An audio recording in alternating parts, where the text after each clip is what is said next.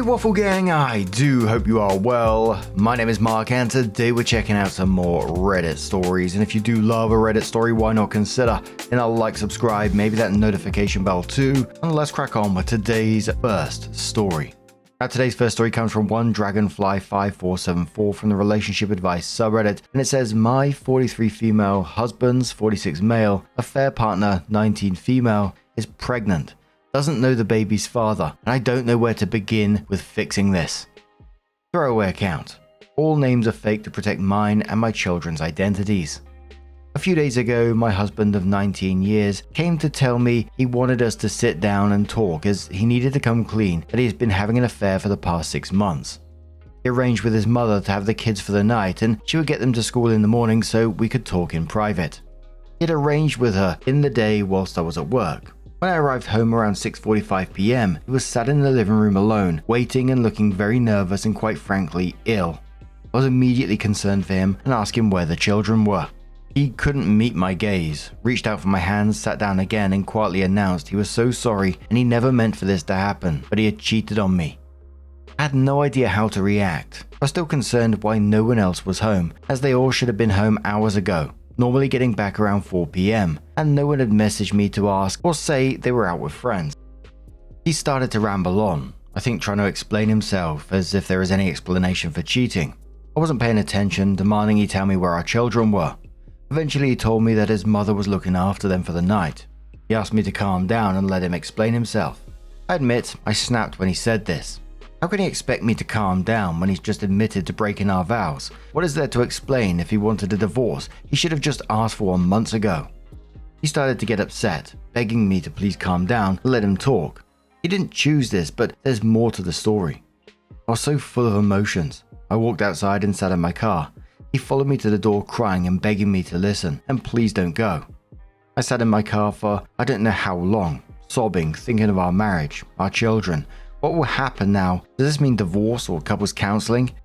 Can I forgive him? And the biggest question, why? Why did he cheat? Who is she? Why is she better than me? Why is this woman more important than the life we have built together over the last 22 years? After maybe an hour of spiraling and crying, I was ready to hear him out and ask my questions. I knocked on the door. He opened it and reached for my hand and we sat down again. He tried to lead me to the upstairs to our bedroom. I said, absolutely not. We're talking this through downstairs now, or we can leave for tonight. I didn't know what to expect from what he wanted to tell me. I didn't care for the apologies and excuses. He told me the affair he had started 6 months ago, but it had just been secret messaging, nothing flirtatious from his side to begin with. Then things escalated and she became boldly flirtatious, and during a night I was working away, they slept together the first time that was supposedly 4 months ago. He hasn't admitted so, but I believe they've been intimate regularly since. I asked why, who, how, so many questions I didn't give him time to answer as I began to spiral again. He said it was Emily, a name that didn't mean anything to me. I half laughed and said, how am I supposed to know who that is? Then he said, James is Emily. James is our 18 male son. Emily, 19 female, is his ex-girlfriend as of 2 months ago. I was so angry in that moment, I shouted for him to get out. I didn't want him anywhere near me. I couldn't stand to look at him or listen to what he had to say next. How would he try and excuse not only having an affair, but with our son's ex, who was still broken up about? She had broken up with him 2 months prior, which had him very upset as they'd had a sensible and very positive relationship for over a year. She was fully welcomed into our home and I was quite fond of her. The whole family had been so sad to hear they had broken up his younger siblings, saying how they missed her coming around. I apologized. I'm getting away from things. This is still so much to think about and hard to actually put down. My husband told me the reason he was coming clean to me now was that Emily had confided in him 2 weeks ago that she was pregnant, but unsure as to who the father is. She said it could be him or James. He told me he hadn't planned or wanted any of this. He didn't initiate the relationship. He tried not to get close with her, but he wasn't strong enough mentally and it just happened. Upon hearing that, I got up and left. I just couldn't stay there listening to him any longer. I drove 30 minutes away and checked into a hotel for the night, turning my phone off. Went into work the next day as normal, returning home to the kids out once again, and him waiting by the door, eyes red, begging me to talk to him. I didn't have the energy to talk or argue. I just walked up to our room, laid in our bed, and he begged me, crying again. I'm not delusional enough to believe anything he says regarding how it was all her initiating the flirting. She's only 19 years old, and he's more than twice her age, for God's sake. He didn't act in this alone, but to try and place all the blame on a teenager is quite frankly pathetic, and it makes me sick. It's been a few days since, and nothing is resolved. Things are back to normal for the sake of our children. James doesn't know about the affair or possible pregnancy. They're all back home, and I'm trying to make things appear as normal as possible, just until Christmas is out of the way. I don't want this affair mess to ruin what should be a joyful time of the year. I've hardly spoken to my husband since, except for when the children are around, having to share a bed with him. It disgusts me he's tried to cuddle me and get me to kiss him in front of the children. I feel so much animosity to him. I fear my depression that I struggled with as a teenager will come back. I just want to cry everywhere. My heart is broken. Not just for myself, but for our family. I know James needs to know, and sooner is better, but I don't know that I can be there for us both right now. How do I even try to figure this out? When is the right time to tell James? I know it's so silly to think we could keep this a secret until Christmas is over, but I don't have any idea where to start. It just feels like the worst time for all of this. I don't know how I feel regarding everything. I know I'm nowhere near finding a solution or thinking of next steps. I'm mostly concerned for James and the fallout this will have between him and his father and our other 2 children. That's an incredibly brutal story, and what really broke my heart for OP was worrying about protecting Christmas and her children when her whole world had just imploded. Meanwhile, you got this husband who was trying to paint himself as some sort of helpless victim who wasn't strong enough while blaming this teenager, and it just made my skin crawl. And then you got him trying to hug and kiss her in front of the kids to keep up appearances. And honestly, I don't know the right way to handle it, but I kind of just worry that if you hold on to the information and James finds out another way, that it's going to backfire in that way, which I know it puts OP in an awful position, which OP doesn't deserve to be in, of course, but that would be my worry in that situation, I think. But a commenter says, I mean, you know how to fix this. You'd have to leave him. If you're unwilling to leave him, if your standards don't exclude this, then don't waste your time pretending you're prepared to fix anything. When your standards are low enough to include having a relationship with this kind of predatory man, you are as much as part of the problem as he is. If you stay with him, he's right and you're wrong. His assessment is that he can fuck children, and a 19-year-old is a child. They might be legally an adult, but materially they're a child, and that you might huff and puff, but you'll ultimately do nothing about it. And until the moment you leave, that makes him correct about your complicity in his filth. Hope you're responding, okay, wow. I don't know if the way I've written makes it sound like I'm thinking of staying with him. I'm not thinking that at all. I know we'll have to divorce.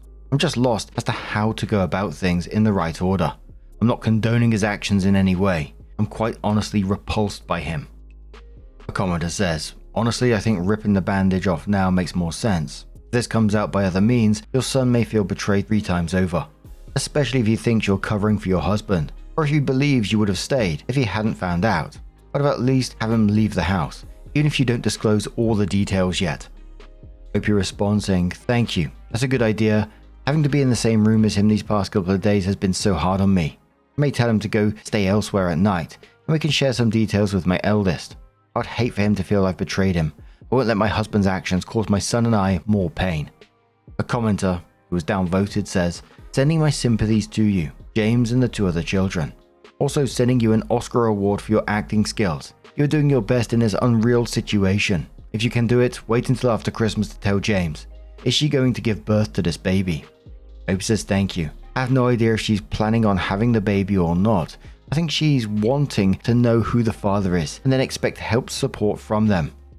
Commenter says, quoting, I know it's so silly to think we could keep this a secret until Christmas, and then says, yeah, especially with the wild card of Emily and how she might take it upon herself to deal with the life she's carrying. I know you probably didn't want to hear it, but from a practical standpoint, any idea what her plan is? I assume it impacted his confession. Hope says, oh god, it hadn't even crossed my mind that she may tell James or show up. I haven't asked how far along she is or know what her plan is. I don't know that she has one. I don't think my husband has a plan for all this either. I feel like I'm trying to figure it all out for everyone. Commenter says, damn, I didn't even think about the fact Emily may tell James before his mum tells him about his dad's disgusting actions. Commenter replies saying, I'm officially calling bull on this story. How can OP know that son doesn't know about the pregnancy? OP's husband was told about it 2 weeks ago. OP knows nothing about the girlfriend's circumstances. Maybe the son knows she is or was pregnant and is keeping it to himself. Opie says, I don't know that my son hasn't already been told about the pregnancy from his ex. I only know so much. I can't help feeling that I need to fix this, being so used to dealing with normal life situations as a mum and wife, and I'm aware that regarding the pregnancy and paternity is none of my business. It only concerns Emily and who she decides needs to know. I'm just guessing Emily hasn't gone to my son and told him yet. A commenter says, wow, I am so sorry. First of all, I think you should stay out of this in a way, and I mean that in a certain way. You shouldn't have to deal with your son. He has to deal with your son. So you will need him to explain to him that he will need to sit his son down and explain to his son that he, as his 46 male dad, slept with his 19 female girlfriend during their relationship and now she might be pregnant. Don't get tricked into the situation that you need to tell him. Do not get involved in that. Once this has been dealt with, your presumably soon ex-husband will need to talk to your other children and explain these events to them too. He did this, so now he can put on his big boy pants on and deal with the consequences. Those consequences are, he will have to face his children explaining this. You will leave him. You will love the shit out of your children and care for them the best you can. You will financially negotiate the absolute fucking best financial deal you can get out of him. You will get help for your children if they need this, dealing with this shit show. If you need help, you will get this too. This is going to be the single hardest thing you've ever done in your life, and as a true mum, you will face this. Look the monster straight into the eyes, then you will pick it up, throw it away, and build a new life. Opie says, thank you so much for giving me the wake-up call I need. I don't know how I've gotten into thinking that this is on me to fix. I will speak to my husband later today about telling James. I will also be contacting a therapist for myself and James separately and looking into getting a lawyer for a separation. I've always vowed to be the mum that's there for her children above anything. So it was 22 days later that Opie came in with their first update and says, this is a small update of what's happened since I made my first post. Hope everyone can see this. If I haven't done this correctly, please let me know. A little summary of my last post. My husband of 19 years admitted to me that he has been having a 6-month affair with our eldest son's ex-girlfriend. Girlfriend at the time the affair started. Now, the update. After I made the post and read so many comments from amazing people, seriously, thank you to everyone who validated my feelings and helped me to create a plan of action. That night after my children were in their rooms, I sat down with my husband and told him that I didn't feel comfortable sharing a bed with him anymore and that he needs to come clean to James about what he has done. I told him that I was going to contact a therapist for myself and for James, and as some comments had suggested, I would ask them if they think it is best for James to be told in their company for additional support. My husband didn't have anything to say. He just sat there taking it in. I think that was when he started to realize just how much he messed up. He told me he would be getting a hotel room for the night and staying with family or friends for the time being. I was able to speak to a therapist that Sunday, and after speaking with my sister about everything, I thought it was best to tell James as soon as possible, as I had now known for a week. My sister took my other 2 kids for the day. They were reluctant to be away again. They knew something was up. I told them that once they came home, I would explain everything to them, and we will be okay. No one is ill, so don't start to worry, and gave them both a huge hug. With me there, my husband spoke to James. He told him similar to what he had told me, but without the excuses and begging for forgiveness. James was quiet for a very long time, so my husband went to another room to give us some time alone. I don't want to go into how James was, because that's not for me to talk about, but he was obviously very hurt. We spent a long time talking and consoling each other. James then went for a lie down and my husband left for a bit. That evening, when my sister dropped my younger 2 home, their father came back and he explained to them about having an affair and that it was with James's ex-girlfriend. We decided not to tell them about the possible pregnancy at this time until paternity is determined, and more is concluded about that I'm dealing with the affair and possible pregnancy as 2 separate issues. James and I have both gotten STD tests, all negative so far but awaiting the full results. Concerning the possible pregnancy, I'm only focused on helping James through it. What my husband chooses to do is his own business. James has contacted Emily regarding a paternity test. He hasn't shared with me his feelings if the test comes back positive. We're taking things one step at a time. For myself, I'm back in therapy, and fortunately, I've been able to take some time off work and I'm focusing on getting through each day and supporting my kids. Once the results for paternity are back, then I can worry about divorcing my husband. I've been to a lawyer for an initial conversation, but I think it's best just to deal with one thing at a time for the sake of my mental health. My children absolutely come first. The only contact I've had with my husband since is him asking about the kids. I think that's everything I have to update on currently. We'll update again when I have more to share. Thank you again everyone who commented on my first post. The only question I have now is any advice for divorcing with children involved. I want it to be as easy on them as it can be so we can move on from this mess. And we have another update in a moment, but Glittering Bat says to the OP, "You're doing great so far. I can't even imagine the toll this is taking on you. Stay in therapy and make sure you are taking care of yourself. You are just as much of a victim in this as is your son. And I'm sure you're doing everything you can for him right now. You deserve that for yourself too. As for divorcing in a way that's best for the kids, I'm pretty sure your husband already ruined that effort. Stay supportive and open with your children. While I'm in no way saying condone their father in any regard, try your best not to talk poorly. I mean like name calling and stuff about him. His actions are as low as they get, so you can't completely avoid this while talking about what's happening, but you don't have to pile it on, you know. Does this girl's parents know what's going on?" OP says, "I would never badmouth their father to them. That would only cause them more pain. Whatever my kids feel towards their father regarding a relationship with him is their individual decision, and I'll support them as best as I can. He'll still be their father regardless of our divorce." Commenter says, "Jesus Christ, poor James." Commenter who replied to that and was downvoted says, "I know, poor guy. Also, if the mum stays with his dad, he's going to feel betrayed by her as well. The fact that she is not sure of divorcing him until she gets the paternity results is crazy." OP replied saying, "Just to clear it up, I'm not waiting on the paternity results to decide if I'm divorcing or not. I absolutely am going through with a divorce. However, I only have so much mental strength to focus on one thing at a time, and supporting James is my priority." So it was 5 months later that OP came in with their final update and says, "This is a small second update to my first post and probably the last. The first update can be found on my profile. Firstly, I want to thank everyone again for the support and helpful comments and messages and well wishes for me and my children. Secondly, apologies for being so long between posts. I've been meaning to update, but I've had a lot to do and focus on staying strong and getting through this difficult time. As I said in the last update, James was awaiting results of paternity. Once he got them back, he was very nervous to read them. I offered to read them for him or to give him different ideas, but ultimately he told me he didn't think he was quite ready no matter the result, which I respected. This was a huge ordeal, and the results could affect his life forever from that point, so he put them away somewhere safe until he was ready. Both James and myself were going to therapy, getting support, and I was looking at different options for my other children regarding the divorce and affair. A few weeks later, James came to me and said he wanted to know the results now, that he didn't truly feel ready, but he needed to know to be able to further deal with things and progress in his therapy. James is not the father to Emily's baby, but shares DNA due to familial paternity. My husband is the baby's father. This was very difficult for both of us. There was huge relief that he wasn't the father, but also a lot of pain, sadness, and anger.